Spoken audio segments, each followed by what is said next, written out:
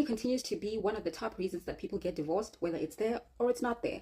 So if you're on the road to matrimony, here are some questions you should be able to answer about your partner from a 33-year-old frugal married woman. The first one is, how much does your partner earn?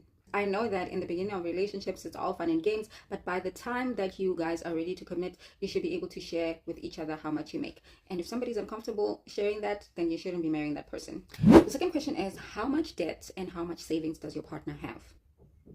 Now, this is important because it will dictate the quality of your life. So you need to make an informed decision. Now, if your partner has a lot of debt, you need to dive deeper because there's a difference between somebody who is bad with money and somebody who is financially reckless. I once knew somebody who used to take their salary out of their banking account so that the debit orders would bounce. And one of those debit orders was the car insurance. And he ended up getting into an accident and the insurance refused to pay. Now that is financial recklessness, and you don't want to marry somebody who's financially reckless, because one day this person is going to use your child's school fees to buy an iPhone. The third one is, what's your partner's financial background? Are you marrying somebody who was raised by spenders, or are you marrying somebody who doesn't know how to spend? Are you marrying somebody who has never paid a bill in their life, or are you marrying somebody who comes from abject poverty and uses their resources to make up for that? If you watched Blue Therapy this past few weeks, then you know the impact of financial trauma. There is nobody who stressed me on this show like Mike.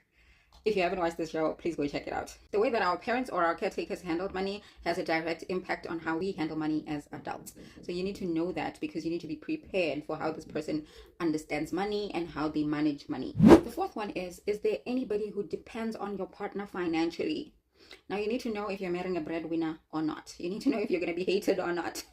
So you need to be prepared, because it's either this person is going to continue supporting this person, or you're going to have to redefine the extent of the contribution towards this other person. So you need to know to be able to make those decisions together. And the way that the conversation plays out around this will tell you everything you need to know. The fifth one is your partner planning to leave their job? Oftentimes, women want to be stay-at-home moms and men want to be entrepreneurs. Now, these two careers can't start at the same time unless you two want to go hungry. Because the thing about most businesses is that at the beginning, it's touch and go. So you're not quite sure how much you're going to make. You're not even sure if invoices will be paid. So it's better to actually have somebody else who's working so that they can actually support the family as well. But you'll have to also discuss what are the timelines around that, right? Now, the last one is, who will pay the bills? Now, this is from a financial standpoint and then a practical or manual standpoint around the actual paying of the bills. So from a financial perspective, will you both be paying the bills? Is one person going to pay the bills? And also, are you going to have shared accounts? How will that work? Who's the person who's going to actually do the paying of the bills? Like, to actually make the deposit for the rent if you're renting, to actually ensure that the electricity is bought. Usually in a